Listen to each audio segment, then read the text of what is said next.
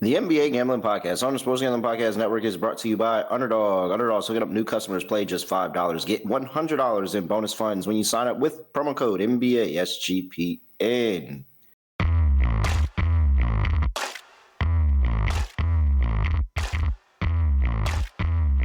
Yes, sir.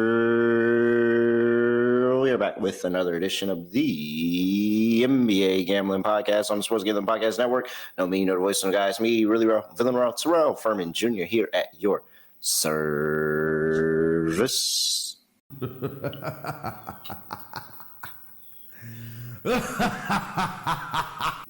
Okay, if you didn't know, but it sounds like people know because they were talking about it in chat. I was down for the count with a migraine yesterday, and I missed like everything that went on yesterday. I actually think the migraine kicked in the moment that I realized that the New York Giants were not firing their defensive coordinator. I think that I don't want to say 100%, Scott, but I think that those two things of when the migraine symptoms started and them announcing that they were not firing that defensive coordinator, I'm more than positive those two things go hand in hand. So in other words, the Giants broke you. Yeah, pretty much. All right. And I lost about a good, 12 to 18 hours of life, honestly. Okay. And so there's a lot of things that I missed. Before I talk about things that I miss, yeah, you hear him, Scott Studio Rachel. Scott, what's going on? Scotty, beat me up. Surprise. Yeah, doing pretty well. We got a big start to the season coming up. We have 2 games. I'm looking forward to it. Should be fun. We have some injuries already, which I know that you're going to touch upon. We have the X-Files music ready to go in case we need it. Another injury got listed, actually, about 20 minutes before we went live. But looking forward to it. 2 good games, 2 Western Conference rivalries, you can say. Looking forward to it. We'll point out it's not exactly the same with no LeBron, but it is what it is. Happy we got regular NBA back. Looking forward to it. There's been a void since the WNBA ended for the season. Not enough basketball. No offense to preseason. No offense. I know you can make some money in preseason. I didn't bother. But it's nice to have midweek basketball again. I'm excited.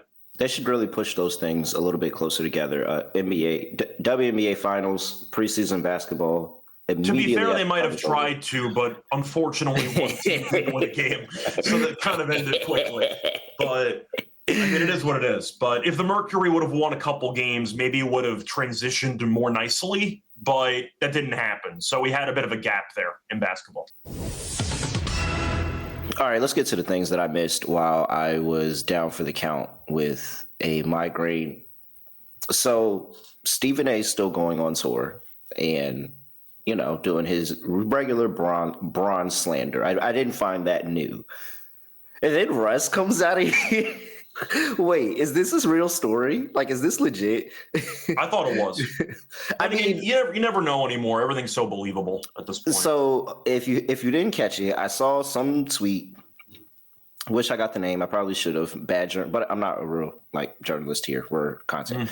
And so basically, we see the tweet. If you haven't seen the tweet, go look up the tweet. But it was talking about this meeting that the Lakers had, and it was talking about how Russ really did enjoy his time with the Lakers, and they had this team meeting, and Will Smith was going to be there. And I don't know. I missed the part of what made LeBron James and Anthony Davis get up in the meeting and walk out. But Bron stormed out. Anthony Davis walked behind him, and Russ is like, "So are we all leaving?" And then Pat Bev is like, "Nah, we got to stay. Them dudes won a championship." Like, what? And now he's like, I can't do that fake stuff. Braun didn't even want Will Smith to be there or something, yada, yada, yada, yada. And then they come and he's like, he came back in the room and he was just super fake about it. And then you see the picture of the team and Will Smith, and you see LeBron's face next to Russ, who just looks like he completely didn't want to be there in that moment. That's what made me believe it. The pictures, honestly, I didn't believe it until the picture. The picture is what made me believe it. It was absolutely hilarious. It sounds like something Bron would do. Bron's he's just a funny individual off the court, like extremely funny individual here, man. Yeah, I do want to point out though quickly for the Stephen A thing, I kind of want to give myself a pat on the back. I think I've hit the mental mute button on like all of his content. It doesn't even faze me anymore. Oh. Like I'm kind of just good. I kind of just acknowledge like, oh, Stephen A did something. I just scroll right past it. I don't know. The rage bait hasn't really been working on me lately. Maybe I'm just numb to it at this point. And then also, I caught up on the James Harden and the scratch James Harden. What's this about Tibbs going to Celtics practice and giving them giving away the game plan? Yeah, what? What is this? Is disrespect? What? Well, to be fair, understand. Didn't Thibodeau win a title with the Celtics as their D coordinator, basically, back when they had the big three? Was he the D coordinator? I want to say he was. So he already has some ties to the Celtics. But either way, the mutiny. You just left. Yeah. First of all, I hope he's clearly not looking for another head coaching job, because how can I, as a staff, bring you on and you're willing to do stuff like that?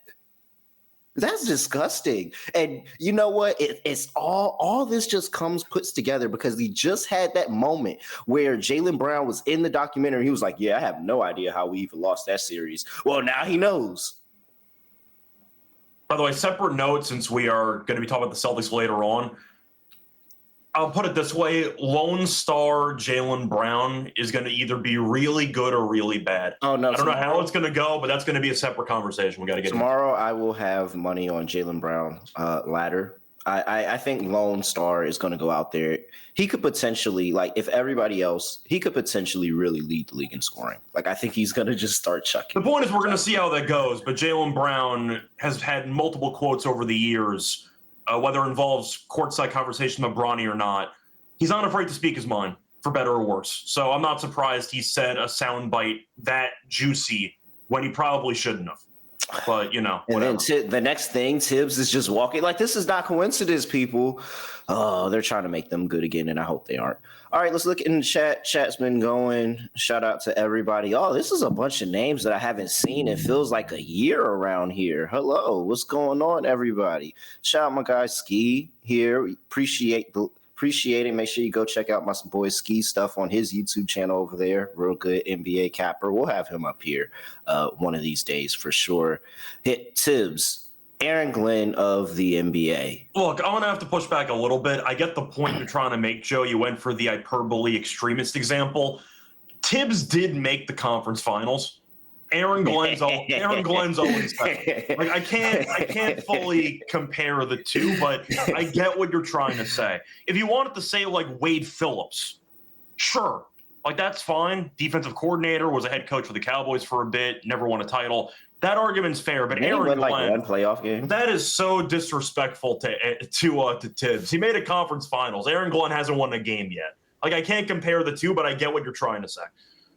Got a lot going on. Everybody is hitting up the chat. Make sure you get in there in the chat. I'll try to get to everybody as the show goes on. But enough of the fun little recap that I had coming back to life yesterday. I just cannot believe Tibbs. I'm over. Get this guy out of here. He was a cancer. He was a cancer. I'll tell you every day he was a cancer. No matter what the Knicks do this season, I will still admit that Tibbs was a cancer. This was complete mutiny, and I just cannot believe he went and told the secrets like that. By the way, Celtics, I don't know what day they play the Knicks for the first time. That's probably a good bet, not going to lie. And I don't even like the Celtics. Probably a good bet when that game comes around. Can I invest in Side Talk stock before the game takes place?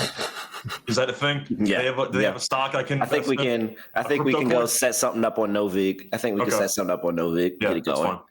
All right. NBA tips off this week. So make sure you subscribe to us, the NBA Gambling Podcast. If you haven't already, make sure you are subscribed right now here, wherever you get your podcasts, on YouTube, all of that. And like Eli just dropped in the chat, we are so back, fellas. We are back. Yes, Mark, Tibbs is freaking disgusting, man. All right, let's get into it. So, 2 games opening up to NBA tip-off here. I have to say, I am way more interested in what the Rockets have going on now than at any point I was in the offseason.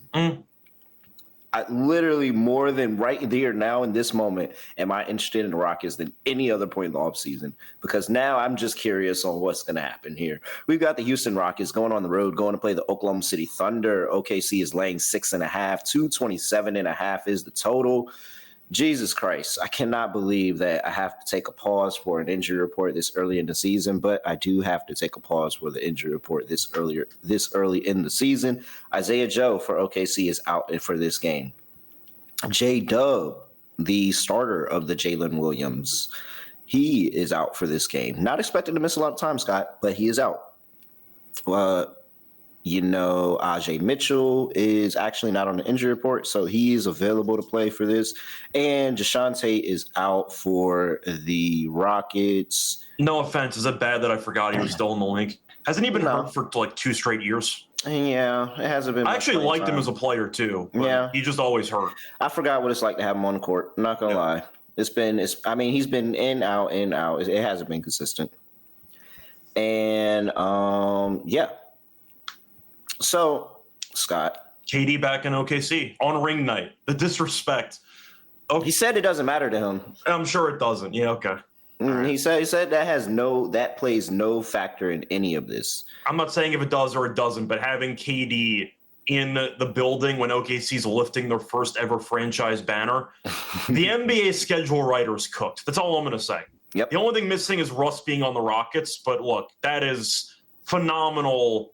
I'd say round of applause for the actual schedule. Or what if schedule writing? What if Russ was like that vet on OKC that didn't play, and KD had to watch Russ get a ring with the Oklahoma City Thunder right now and did nothing? Okay. Nothing. That would be good too. But look, I'm just saying whether it matters or not, KD's going to say it doesn't matter. It is pretty fun just from an actual concept to have KD in the building on the other team watching OKC win a title without him when he ring chased with the Warriors. That is pretty fun. Oh, yes. That is so pretty fun. It's so fun. So fun. So throwing that out there separately, I find that entertaining. Lines dropped to 6.5 now. Here's Scott. It probably has something to do with Jay Will not playing. Yeah. It also may have something to do with Ime Udoka playing chess right now and releasing the starting lineup days in advance before the game. KD at shooting guard? Shooting guard KD? Yep. Okay. Do you like the lineup? Are you going to hate me if I argue that shooting guard might be KD's natural position? Well, KD, we know, of course, is one of the best pure scorers of all time. Yeah. You could argue that makes sense, but I just basically want to ask what the actual lineup, maybe it's the Şengün and Adams combo there.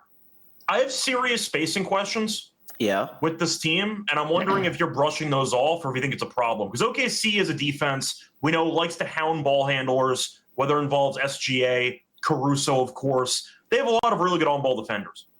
How many true guards do the Rockets actually have? I know KD has a handle, obviously. You're looking at Amen, who's not a true point guard. Mm-hmm. Their only true point guard right now is arguably Aaron Holiday, because I don't know if Reed Shepard's a true point guard. Yeah, I was about to either. say, I don't know if he's a true. I think because he played it in college, but I don't know if he's a true. That's kind of my point, though, is against this defense, first game with the new roster with KD, I think this backcourt's in trouble for this game. Like, I love Amen as a player. Do you trust him for the sake of playmaking and actual ball handling to dribble the ball up the court the entire time? I don't know about that. That was really not his role for most of the season last year. So I think it's a bad matchup for the Rockets early on. I think they'll eventually figure it out. I just can't believe they went into a season as potential title candidates and their only true point guard is Aaron Holiday. I don't know how that happened. Because of Fred VanVleet tore his. No, correct. But I figured you'd have a plan B. Somebody waves somebody, you get a point guard there. But do you think this backcourt's a problem against OKC? I think it might be. I think it's twofold. I think, yes, the backcourt, like the fact that you don't have one could be a problem. But I think they also said, okay, let's not have a backcourt and let's just throw out the longest lineup we can, get in the passing lanes and make this a lot of havoc defensively here. I'm curious what the answer is going to be if OKC just says, fuck it, we're going to press you. And we're going to see if you can even get the ball across half court. I feel like that's the strategy. You press and then you make Adams and you make Şengün run up and down the court. Are you just going to try to outpace this team? Because I really don't know what Amen's going to look like. If they start pressing them the entire game, like I don't know what that ball handling looks like then. Of course, if he's free and able to move the ball, he'll be able to make a play. He's an NBA player, but they start pressing. I don't know what that's going to look like, and they might create some turnovers, get going in transition, But I will admit that the lineup is interesting, just because what does OKC have to throw out there? With what position? What are you talking about? What do they have to throw out there if the size is too much? Like, if the size becomes to be too much of a problem for them, and you have Isaiah Hartenstein and Chet Holmgren working overtime to defend all of these bigs, because Şengün has gotten off on them in the past, and he's been able to make plays. And so, if you add all of that, what does that look like? But they have no backup line. They have the other Jalen Williams, who also can handle the size. Yeah. They have Dieng, who didn't play at all last year, but in theory, that's your wild card front court member. But no, if Houston's rebounding is going to be a serious problem early, it'll be a problem for the entire game. The real question is a battle of styles. Houston should want to slow the game down, make it an absolute rock fight, and just try to out-rebound OKC in these very potentially ugly half-court possessions. OKC is going to run. We know that Chet is athletic. Same thing with Hartenstein. They can get up and down the court. They can potentially bench one of them, go a bit smaller, bring in Caruso off the bench if needed. We'll see if Caruso and Dort both start. I doubt it. I think one of them comes off the bench. They can use different lineups to test the actual, I'd say, transition defense for the Rockets, and I think that could be a problem. But I think it's a battle of styles, as you said. Houston, I think, is going to try to make the game ugly and physical. OKC wants to play physical anyway, but I think they want to run. So I like the under in the game. We'll get into that total in a second. Yeah. Thoughts on the side? I'm not really married one way or another. I see the line going towards the Rockets. I don't think I'm really willing to get to that point. OKC is very good at home. OKC is very good at home against the Western Conference. For reference, by the way, they were 37-15-2 ATS last year at home. They were laying double digits in a ton of those games. Against bad teams, I'll admit it, but 37-15-2 ATS at home last year. And I just think even if Houston makes this a game, and even if we get all the way down to it, when we get into crunch time, I'm telling you, if OKC presses in the fourth quarter, is Houston going to be able to move the ball? Are they going to even feel comfortable? I don't think so. What is the offensive adjustment if OKC decides, all right, we're just going to press you with the ball because you don't have ball handlers? I'm trying to think of other lineups you can do besides maybe moving KD to a power forward, use Şengün at center kind of thing. But then you're still stuck with either Reed Shepherd or Aaron Holiday playing serious minutes.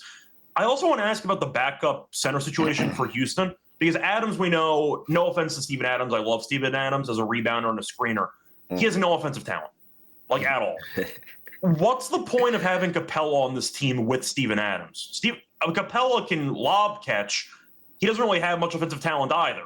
So I'm just a bit concerned that even though the front court rebounding should be solid, does OKC actually have to guard those two guys? Or can they just help off and then rotate?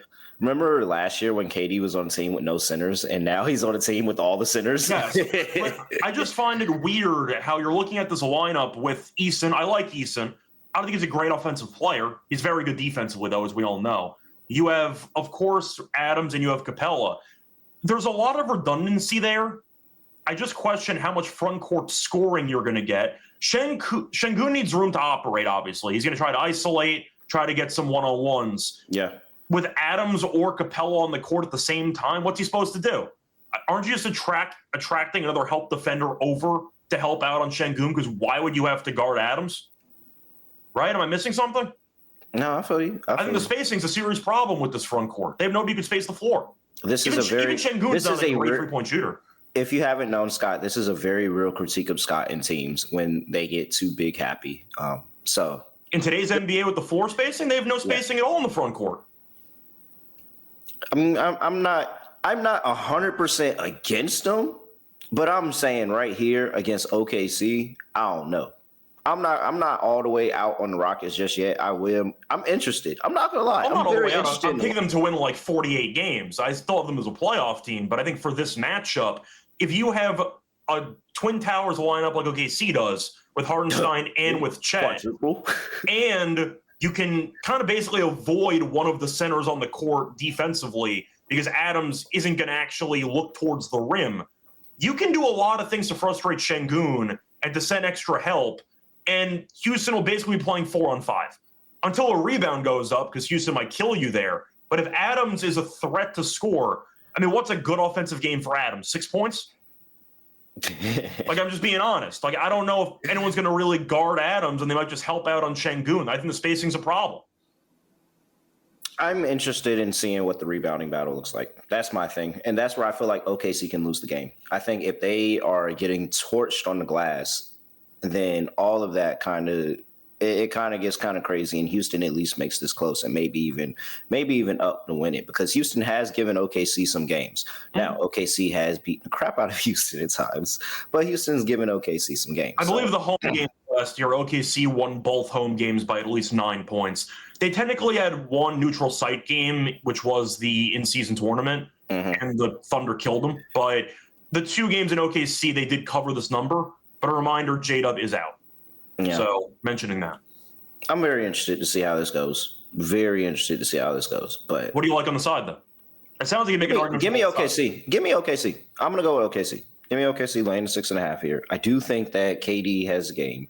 I do agree with your question marks on the spacing. Maybe not as big to me, just because I think that whatever question mark you have with the spacing is probably also going to get nullified with the fact of, I just really like, if Chet and Isaiah are not on it today, they are going to get torched on the glass, like absolutely torched on the glass. And so, and even Amin can go out there and get 7 to 10 rebounds. Like, I think they could really get torched on the glass, and that's going to make things concerning. But it's really, for me, in the fourth quarter. In the fourth quarter, I really do think that with Daigneault, the defensive game plan is going to shift.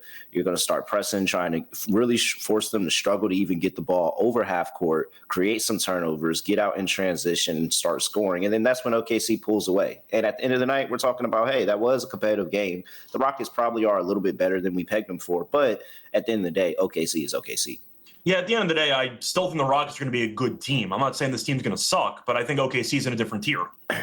That's kind of how I'm looking at it. I think OKC, from a depth perspective and from an overall pace perspective, they can be a really tough matchup for what the Rockets are trying to do. So we're going to see what happens. Different styles, something's got to give. Oh, yeah. I'll go with the Thunder in this one at home. They're just so good at home in general. And I do think relying on Reed Shepherd, relying on some other guys to carry the load from the actual backcourt, that's going to take some time. I don't see that happening in game one. If you want to go for Shepherd props, that's fine. I think you can go for some individual guys. But as a whole, I don't want to back Reed Shepherd, Aaron Holiday, and Amen Thompson as a point guard, his unnatural position, against Caruso, Dort, Shea, and all the other insane defenders they have on OKC. I'll pass on that. Give me the Thunder in game one. All right. Total. What's that, 227.5 now, I think? Yeah, I believe so. Yeah. It's just, I so far, everything we've said, nothing's taught me off the under. It feels like that this is going to be a rather defensive game. I can see the ways the OKC playing really solid defense. I do think the size can be an issue, especially the length. And if they start getting into the passing lanes of OKC, they can definitely create some turnovers, and it's going to ultimately come down to pace. And if these turnovers are leading back to points and we're running up and down the floor, then yeah, that's going to be really annoying. But I think we kind of ends up slowing the game down a little bit. Both teams play really solid defense, and I think the fourth quarter is going to be a rock fight at the end of the game. So yeah, give me under 227.5. Yeah, I'm on the under as well. I see people asking if it's correlated. If you like the Thunder, do you like the under as well? I don't say that it's a guarantee that if. No, I think it could go either way. Actually, I was going to say, if the Thunder run them out of the building, they could, in theory, send the game over, score 120 plus points, and the game goes over anyway, and they still cover. Mm-hmm. But for my prediction, I do think it's a little bit correlated, but not for the reason that you kind of think. I think the Rockets have to slow the game down. I don't think they can afford to get into a track meet with this OKC team, with the depth they have, the different lineups they can use. The Rockets lineups mainly consist of still using one true center, because you still have Şengün on the court, maybe two if you want to use Adams or Capella for a bit. Even Durant, who we know is a great athlete, but is still up there in years. OKC's going to want to run them out of the building. That's at least what I would do if I was Daigneault. The Rockets should do whatever they can to slow the game down, play in the half court, try to dominate on the boards, and make the game a slugfest. So I think Houston, based on their game plan alone, can keep the game interesting for a bit, but I do think there'll be one really ugly quarter. I can see one quarter with less than potentially 52 points in it, because this game turns into a slugfest where these teams just kill each other in the paint. You get a couple of bad shooting minutes from the outside, and suddenly you're in a territory where there's 48 points in a quarter, and the game goes under. So I like OKC in the under, but I do think Houston strategically will try to make the game slower in the half court and try to out-physical OKC. I don't think it works, but I think it sends the game under the total. Yeah, I trust Ime in that spot, man. I think Ime is going to be able to do that and play really solid defense on his own. And all my questions for Houston is really just on the offensive side of the ball and if the offense is able to keep up. But I think they're going to play a pretty solid level of defense here. I think that it's a very interesting defensive lineup, and it kind of hides Şengün a little bit by having Adams on the court. But yeah, I'm with you. Also to ask though, for the offense, do you like Jabari Smith? I think that he can take a step forward this year. I think he can, but I think once again, a lot of people are looking at the potential of a top 3 pick, saying, oh, this guy can definitely be the piece that you need as a stretch 4. Are we sure about that? I feel like at the end of the day, he can become that guy. Has he drastically improved since he joined the NBA, or is he kind of the same guy that he joined the league? Ask me again in a week. That's kind of my point, is that you're looking at who's supposed to stretch the floor on this team with really minimal shooting. Şengün is not a great outside shooter. Adams can't shoot from the outside at all. Almond's not a great outside shooter either. The starting lineup has basically... I think he's going to take a step forward. Yeah, he might. But the point is, right now, you're looking at, 1.5 shooters on this team if you trust Jabari to actually come through. The spacing's a problem if you're a bit lower on Jabari Smith like I am. Rockets team total under 110.5. When I look at the number, I mean, OKC giving up 110 points first game of the season. With the pace the Rockets want to play at or the lack thereof, I like the under on that. Yeah, I think that might actually be a little bit more appeasing to me than the under overall. Even a lot of the bench players Houston has. I know Reed can be a potential serious 3-point shooter on that team. Is Eason a great offensive player? No. Yeah, is Capella a great offensive player? Yeah. They have a lot of guys that are good defensively, but lack, I'd say, offensive creativity, which could be a problem. So I agree with you. I think I'm all in on this. Might be. I wonder if we're going to be betting Rockets unders all year. I wonder if that's how this is going to end up. Might be. I mean, there's a chance that a team that they're against can rebound and they actually just record 20 offensive rebounds in a game and get 40 free throws. The free throws are going to be the equalizer for the sake of their actual over-unders this season, because they might get to the line a lot. But for the sake of the roster build, I am definitely trending more under on the Rockets games than over on the Rockets games. They should be a really good defensive team. All right. Let's see here. All right. Player props. Let's go ahead. What you got? I mean, if I just mention the lack of shooting on this team, don't I have to take Durant stuff? Just based on the fact that somebody's got to shoot the damn ball? Yeah, no. What is it at? Is it at 27.5? Is that like 23 and a half? 28.5? It's 23 and a half. What? On Durant. It's 23 and a half points at minus 110. Yeah, I'll take that. I think I have to. Regardless of the narrative, which of course people are going to buy into anyway, somebody's got to stretch the floor on this team, and Durant's going to get a bunch of touches. When's the last time Durant played OKC? Wait, why do I not have? When is the last time he's played OKC? Has it been that long? I'm trying to think if he played them while he was on the Thunder last year, because of course he missed some. I'm sorry, I meant the Suns. Yeah, but he was injured for a part of that season too, so I actually don't know. Kevin Durant, last time he played the Oklahoma City Thunder was, May 29th, 2024. Okay, so it's over a year. Yeah, it is over a year. Jesus Christ. All right. But 23 and a half for Durant. Time is flying. Yeah. Time is flying. That's 2 seasons ago. He did not play against them last season. Jesus Christ. All right, 2 seasons ago, he played, what is this? Is this 3 games? No. Yeah, 3 games in that span, 26, 20, and 28, all with the Suns. And then a season before that, he's got a 35-point game against them. So 23 and a half, though, for Durant. There's a certain amount of disrespect there. Yeah. I got to go with the over on Durant. Yeah. He's getting all the late shot clock touches in the fourth quarter of the game too. So there's going to be volume. I got to go with the over 23.5. All right. What do we want to do here? The rebounding, it has to be. I have to like something on the rebound numbers here for the Rockets. What I will talk about is I did play Amen over 5.5 assists. I mean, maybe it's a couple lobs to the basket. Maybe he just gets it off of KD and he ends up just kicking over to KD at the right point in time and he gets the assist there. But it seems like they're going to put the ball in his hands. And again, if OKC's not going to press and they're just going to let him kind of get in the half court and run the offense, then, I mean, it feels like he should walk out with 6 assists. He looked pretty competent in the role over the course of the preseason. So, yeah, I'll take a stab at Amen Thompson and go over 5.5 assists. Not going to be a lot of that because I don't think it's going to be a lot of scoring on this game, but I'll try it out, see what it looks like. I'm interested in the new lineup. I thought about the Amen rebounds, but it's such a slippery slope when the entire team can rebound. So I'm afraid somebody's going to get left out to dry. We know Amen does chase rebounds at times too, but yeah, I don't mind that for Amen. Somebody's got to handle the ball. We know Durant likes to operate in the potential post-up scenarios as well for ISO, so you might have to get somebody to get him the ball in those mismatches. I think Amen's going to want to, once again, be the de facto point guard because they made him that in the starting lineup. I agree with you about the assist. So should we just be like, if Steven Adams isn't out there rebounding, what do we have him out there for? That's kind of my point. No. I don't think he's going to score against this team unless they completely ignore him and then he ends up getting some putbacks. But we know he's not a good free throw shooter at all. So even if he gets hacked like Mitchell Robinson, he's not going to make the free throw, so who cares? I just feel like Adams, what's his points at for this game anyway?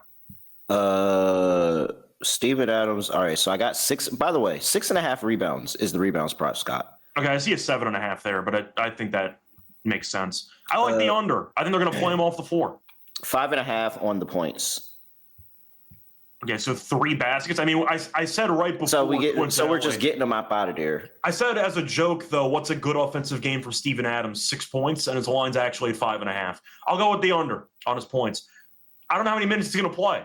I think conceptually it sounds great when you're looking at the offensive rebound dominance they should have in this game, but he's going to get torched in transition. Yeah, the entire game. I got to go with the under on Adams at 5.5. It's dangerous, but if he played less minutes than expected because OKC went small and just ran him out of the building, he really might start both halves, play like 15 minutes total, and they'll go elsewhere. Maybe that's why they got Capella, because Capella can run the floor while doing similar things rebounding-wise. Maybe. I'm just speculating, but I like the under on Adams' points at 5.5. Yeah.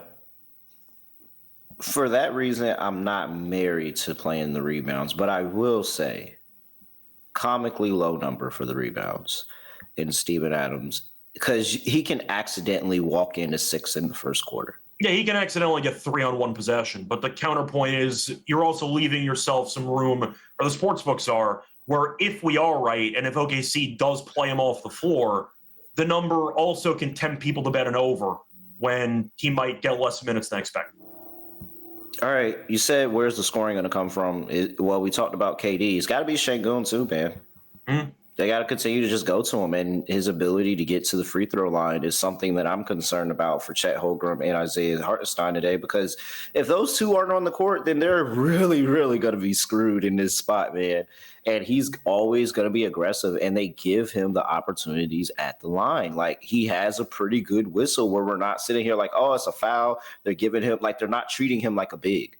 And he gets the calls. He goes to the line. He knocks them down. His points prop is at 17.5 here, Scott. I will take the over 17.5 for Alperen Şengün. I mean, once again, somebody's got to score on this team, so I don't mind it. I thought about maybe Şengün assists because I'm trying to think of who's going to actually handle the ball, and we know Şengün can be a point forward. Baby Jokic was the nickname for a bit there. That could be an option too, but I am a bit concerned about the spacing, though, for Şengün when you have Adams or Capella or a couple other guys on the court. So I thought about maybe going with Şengün for maybe rebounds because you can take Adams off the floor. I don't think you can take Şengün off the floor. I know defensively he might get torched, but I do think for the offensive play, just put it all together. Put it all together. For a playmaking perspective, you kind of need him out there. His 9.5 rebounds are plus 142. Scott, is this right? Whoa. I think plus 142 for 10 rebounds for Şengün is just an insane price. Yeah, that's insane. Şengün's PRA prop is at 31.5. He's been over this in 8 of his last 10 games that he's played. 64% of the time last season. I don't think Şengün, Adams is around. We're talking about the new lineup. Bring in Capella. You'll probably have a center there most of the time. They're going to take some of the rebounds away. But, I don't think Şengün's work really slows down. I think he puts together the same about workload that he did last season. So maybe just to put it all together and Alperen Şengün over 31.5 points, rebounds, and assists. Yeah, I don't mind that too, but I think I just prefer the rebounds or assists for me because I do think he'll get the ball a lot, and I do think based on the amount he's going to have to play from an offensive playmaking perspective, I think he's got to be on the court. So I like Şengün rebounds at 8.5. I like the 9.5 at plus 150 basically. Yeah. All right. Şengün. I really like that. I might have to add that to my portfolio here today. All right. Anything else here? OKC. Let's talk about the OKC side of the ball real quick.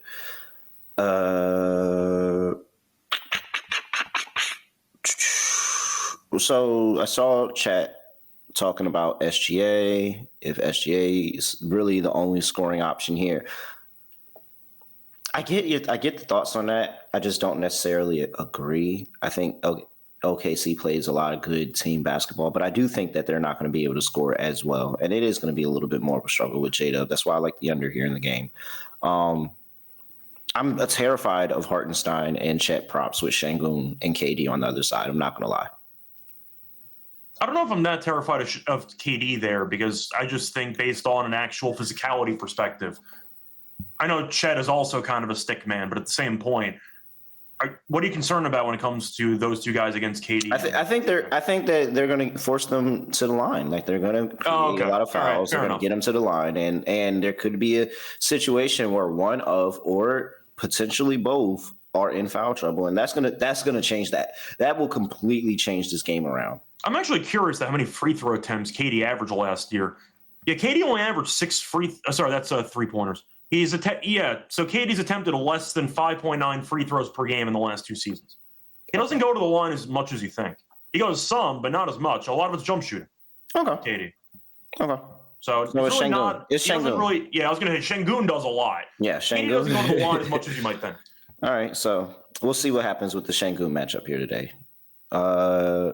Yeah, I'm just really not married. Yeah, I'm not married to anybody on OKC side. A lot of it's going to be wait and see what the new lineup Houston's using and J-Dub being out. Who's the fifth person that OKC's playing? Who's going to be the fifth person here? Is it Caruso? Is it for the starting lineup? Yeah, it's SGA. I think from a size perspective, probably Wiggins. Wiggins, okay. Based on size, I think Caruso is more of a spark plug off the bench. Or Dort will be, but I think it's going to be Dort because he's a bit bigger than Caruso. Yeah, Dort's in the lineup. And Wiggins. I think Wiggins will be in there too. Caruso first man off the bench. Okay. Just curious. Woo! What a breakdown. That took some time. Hey, MyBookie.ag, your place to bet every single sport, including the NFL, NBA, right here. Their motto is bet anything, anywhere, anytime. Easy deposit, get lightning fast payouts using cryptocurrency. Head over to MyBookie.ag, promo code SGPN for 100% bet bonus up to $500 for new customers. That's MyBookie.ag, promo code SGPN. We're also brought to you by Novig. Novig's America's #1 sports prediction market, and you're getting the best prices on the market with Novig. Go check them out. They're available in 35 plus states. Download the Novig app and get $50 when you spend $5 when you use our promo code SGPN over there with Novig. Promo code SGPN. Next game up, the Lakers. Lakers at home, welcoming the Golden State Warriors. Warriors are laying 2.5 here. 220. Oh, I actually just saw this move to 225 in a spot here, Scott. But we'll call it 226.5. It's kind of fluctuating between 226.5, 225.5. Looks like in different spots here. It's a good point by timeout, by the way. He said that it might be Case and Wallace starting. Fair enough. Point is OKC's got options. Yeah. So we'll see. I was curious what that last person was going to be. All right, Maxi Kleber out. Anybody know Max Kleber was on the Lakers still? Yeah, of course. Didn't he play 3 minutes in the elimination game and did absolutely nothing? Yep, and he's starting off the season exactly how he finished. Yep. LeBron James is out. Hilarious. The people that were pointing out that LeBron was doing, deadlifts wrong. And that might have been a part of how he got, Seneca? Or how I thought it was the announcement 2.0 that caused the injury. Uncomfortable chair, Oh, man. I mean, it just... There's nothing really to say. That thought that was real, you just don't know the troll that this man is. Look, at the end of the day, I'm not going to roast LeBron too hard, of course, because it is incredible he's still playing basketball at this point in his career. Father Time is undefeated eventually. I know that they had a great commercial series for that last year or 2 years ago. But every time LeBron gets hurt now, parentheses Father Time. It is what it is. You can't expect a 40-plus-year-old man to keep playing at this level while staying healthy. And LeBron gets hurt all the time now. It is what it is. But that's an injury that can definitely linger for a decent portion of the season. So we'll see how LeBron does, but it sucks. Of course, you want to see LeBron Curry. It's going to be depressing to think about. You don't have many LeBron Curry games left, which is going to be kind of sad when that ends. But you're kind of running out of games. Yep. Well, no LeBron James, but we do insert DeAndre Ayton. Moses Moody is out as well for the Warriors here. Jimmy Butler and Jonathan Kuminga both had some questionables, but it looks like they are going to be cleared to go. And Warriors laying 2.5 on the road. All right. So Luka is back on the Mavericks, clearly, when you look at this roster. They upgraded Clay with Austin Reeves, but it's basically the same team. And now he has to cover 2.5 with the Lakers at home. I mean, it could be one of those Luka games. Or this Lakers roster could just not be good. Do we think that a Luka game guarantees the Lakers a win? Because I don't. It doesn't. It doesn't, actually. It would make things interesting. I mean, it's going to sound pretty repetitive because we did the win totals for this team. And these teams were neck and neck in the Pacific Division. They're separated by 1 win. So you're basically picking which team do you actually like more comparing these two. I like Golden State's roster more. Can I read off the front court depth for the Lakers in the first game of the season? Once again, first game of the season. Do you mind if I just read off the front court depth? Do your thing. So do you count Vanderbilt as an actual power forward? Because I don't. Just to ask. I think he's more of a small forward, just I'm going to defend 1 through 5 kind of guy. I don't really count him as a power forward. Is that fair? Okay. I can see that. You can put an asterisk next to Vanderbilt. Yeah. Their front court depth for game 1 is Rui Hachimura, DeAndre Ayton, Jackson Hayes, and Vanderbilt, potentially. What the hell are we doing? And I know Kleber is arguably damaged goods at this point, but still.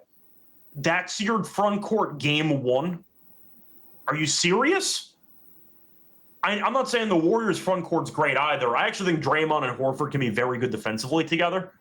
But there's no way you're a serious franchise rolling out that front court for the first game of the season. And I'm not a big Ayton guy. I used to be somewhat interested, but then I realized that the effort level's not there. He missed the game because of an icy driveway. I think everyone checked out at that point. I'm just not interested in this front court at all for this team. Do you like this Lakers roster? Because I really don't. And I feel like people are banking on Marcus Smart without realizing what stage of his career Marcus Smart's actually in at this point. Gabe Vincent's healthy for once. I think he's good when he's healthy. Connect can't defend. I like Laravia. I think Laravia is okay. But I think Golden State's the deeper team comparing these two rosters, and they're actually healthy. Curry and Butler were really good last year when they played together. Curry got hurt. Season fell apart. They're healthy again. I think Golden State's the better team on day 1. And even with LeBron, they still might be the better team because I don't think this Lakers team can guard anybody. So I like the Warriors on the road -2.5. Okay, so DeAndre Ayton is a big question mark on if he plays well here for me. Yeah. Now, he was completely disengaged from anything going on in Portland. And Portland was fun. Like, Portland was actually competing for a play-in game for a couple weeks there. He's completely disengaged from anything that was going on in Portland at all. And then we see, also something else that has come up recently in NBA Twitter of all the different interactions between him and different people on the Sun. I have to assume that there has to be some type of confidence that they have instilled in him, because I just don't think that JJ is going for any of this if Ayton starts sucking. I think JJ is going to turn on him faster than Monty Williams did. He's going to be so pissed if he sucks. And that's going to be the thing.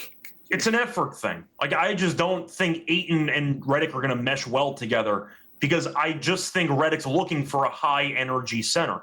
It's why Hayes actually been okay on this team. They just want somebody to run the floor, play some defense, and make some hustle plays. Yeah, but I think he might try to hoop, man. I'm with Timeout Sports here. I really do think he's going to try to hoop. I really do. I don't know how effective it's going to end up being, but I think he's going to give forth a good effort. And with that, he becomes the matchup problem in this game. Of course, Luka Doncic, but I think Rick can have a really good game. I like his over points here. And while they do have issues in the front court, I think the two guys that they have in the starting lineup can actually do pretty okay. But with that being said, I am just not committed to this Lakers team right now.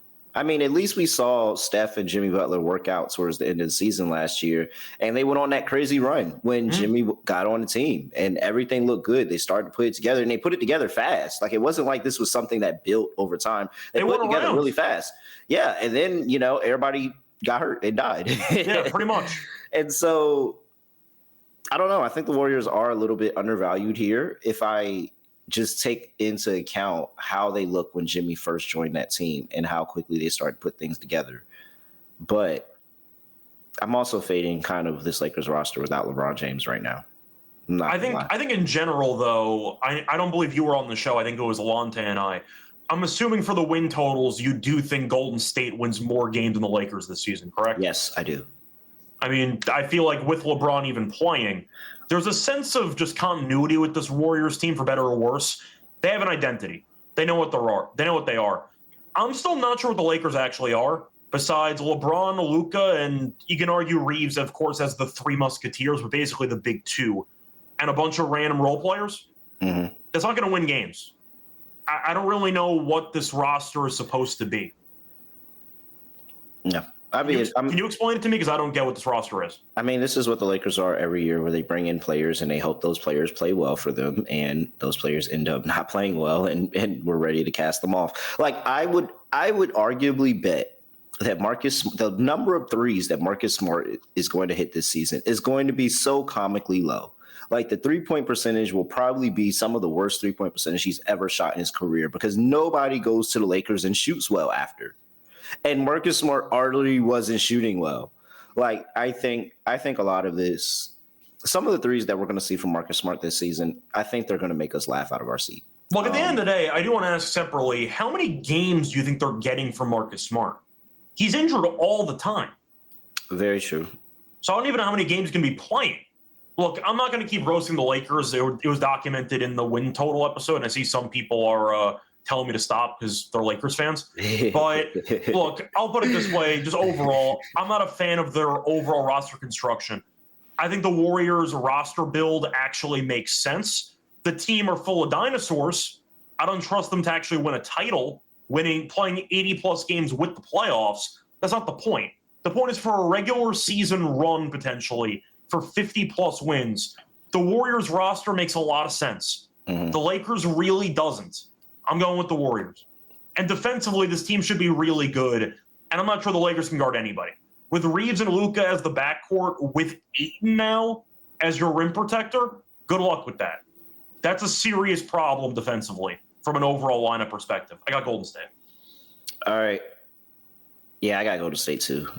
Ultimately, what it's going to be is that Luka Doncic is on the court, and Steve Kerr and Steph Curry have shown me in the past they are not afraid to get the switches and put Luka into action. Or Reeves. The point is you can pick on whoever you want with this team. And so Steph, and we'll talk about that in the player prop section, but I agree with Rocky. Steph is probably in line for a pretty good game here today. Yeah. All right. Total sitting here at 225.5, 226.5 is where you get it. I kind of like the under. Give me Warriors team total over. Okay. I can get behind that, but it's a pace thing for me. Lakers last year ranked 21st in pace. Warriors ranked 18th. The Warriors can definitely get a bunch of great looks in the half court because of all the off-ball movement, making Reeves, Luka, even Ayton trying to guard off-ball. They might get a lot of open backdoor cuts, and of course the Draymond illegal or legal screens might get people open as well. But at the same point, Luka, I know he lost weight. We'll see how athletic and springy he looks in game one. He still wants to play in the half court. His bread and butter is pick and roll, isolation offense, put me on an island, I'm going to dominate. That's going to kill the pace of the entire game. I don't think that either team, the Warriors who are older and the Lakers who have Luka as their star player, really want to play fast either way. Mm-hmm. So I like the under for the sake of pace alone. You could argue that regular season, you might see a bit of a step up defensively because preseason defense was an absolute joke, by the way. That was just an absolute scrimmage. That was a scrimmage by everybody involved to pad stats. But for the sake, what was the name of the scrimmage that everyone would do during the offseason where like Pritchard scored 70 points? The Drew League? Oh, yeah. It was basically the Drew League, watching preseason basketball. So you can argue that the effort level will step up defensively in general because you have actual games that count. There's a rivalry here, even though LeBron's not playing, of course. But I think pace-wise, I think it's going to be a pretty slow half-court game between two offenses that want to play in the half-court. So I like the under in this game. All right. Yeah. I just think the Lakers are going to suck defensively. I don't really have anything else to say. Okay, fair enough. I don't have anything. I'm just going to hang my hat on, are the Lakers going to be a good defensive team? No. Now, maybe they, turn it up, and they are, because they were actually really solid in different spots last year.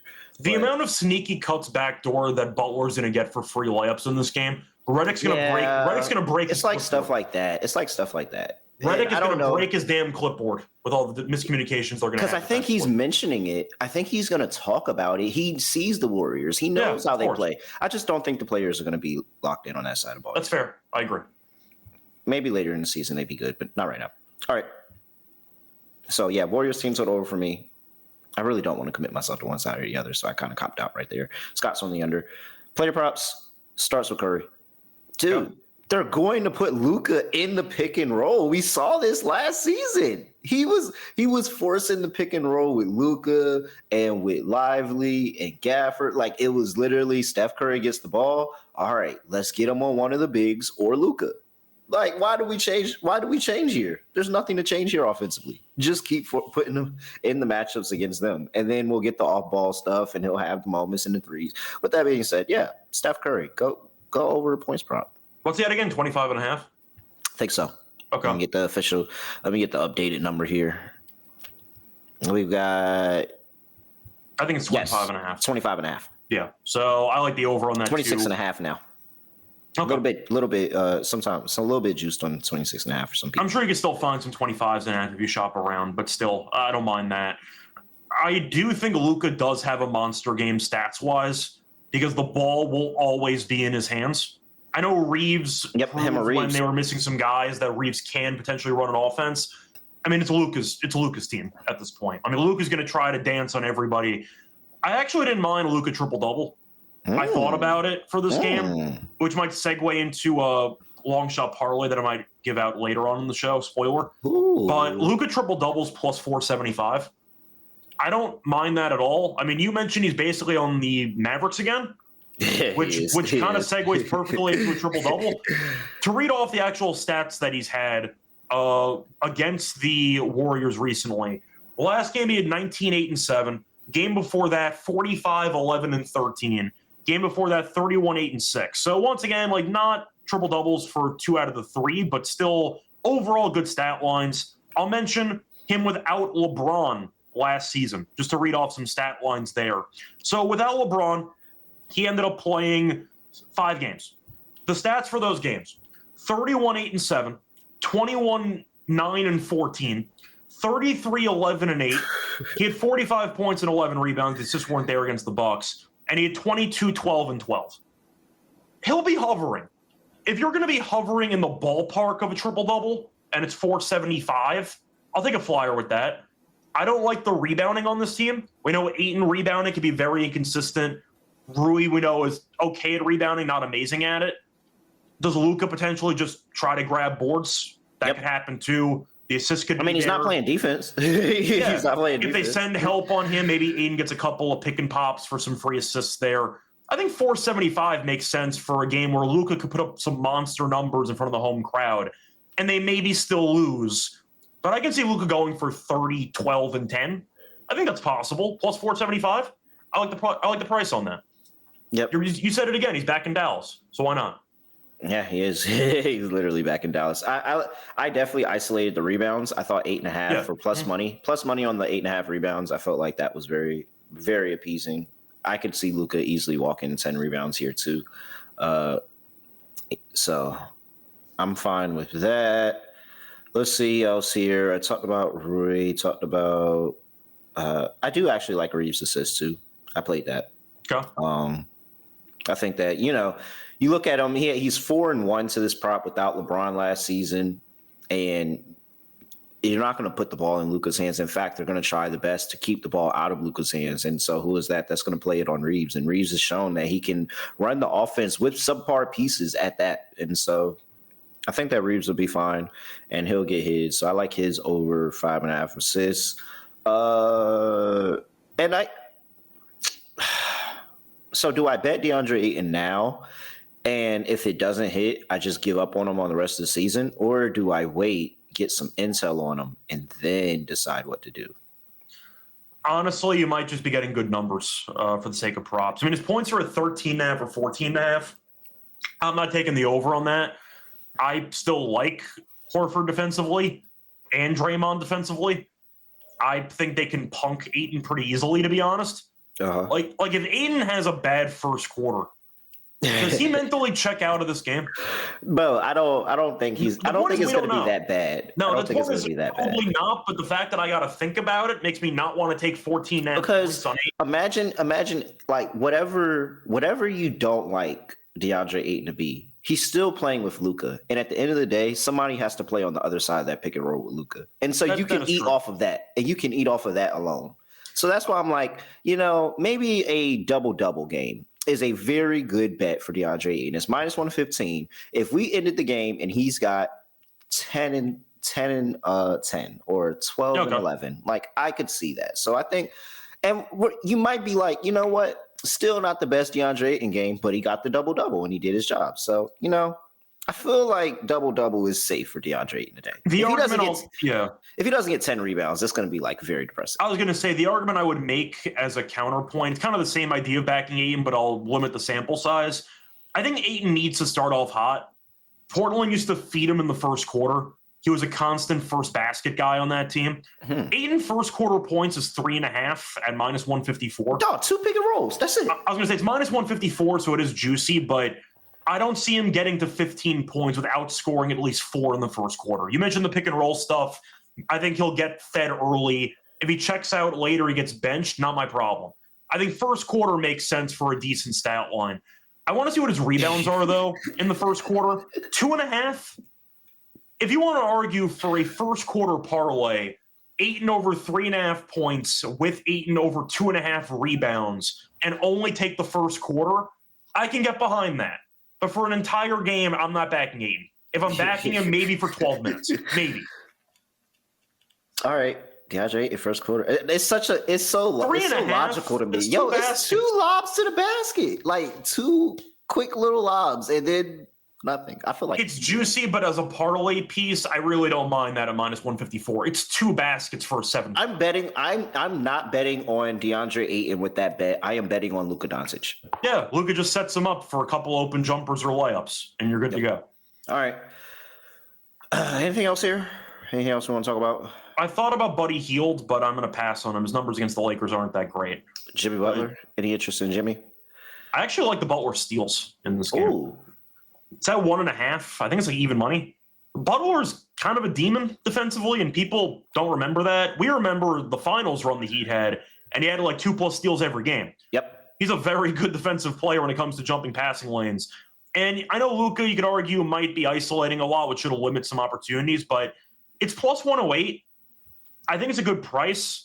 Against the Lakers last year, he had 2 games against them, and he had 2+ steals in both games. I like or steals over 1.5 plus 108. All right. Not bad. I like that too. Might end up making that on the card. All right. Still underdog lineup here, Scott. Underdog Fantasy. Make sure you use that promo code NBA SGPN. Dog. Who's guarding Steph? Who's guarding Steph? I'm trying to think of who even gets the matchup because Vanderbilt can't stay with him. Luka definitely can't stay with him. I mean, with the amount of motion the Warriors run, I don't know if it actually matters who gets the assignment because you're switching every pick and roll anyway. Yeah. It's probably Reeves. Good luck with that.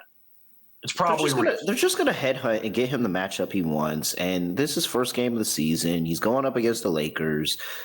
3 of the last 4 games, he's had 30-plus points against the Lakers. Like, the LeBron James thing doesn't make Steph play worse. Yeah, give me Steph over higher 26.5. Let's go with that. Higher 26.5 for Steph. Let's put that in the underdog. What's one for you? Oh, I see DeGeneres mentioning that Vincent might get the assignment on Curry. We'll see how that goes. But I guess that's kind of their option. But that's also assuming that Vincent starts in the first place. And that also assumes that he ends up on him by the time that Steph actually shoots the ball. Yeah, it's kind of the point. So with the amount of motion and screens they run, it's a lot to chase after him. I don't know if Vincent can actually stay with Curry at this point. So we'll see. But I don't know. And Vando, look, I get it. He's in foul trouble all the time as well. He's going to try his best. We'll see how that goes. But I didn't mind the Curry play there. I do think I got to go with Durant points, though. Oh, this is so like 2000. That number is so disrespectful. This is so 2015, 2016. Like, we're taking Durant points and Steph points first game of the year. 23.5, though, for a guy on a team that has a limited shooting.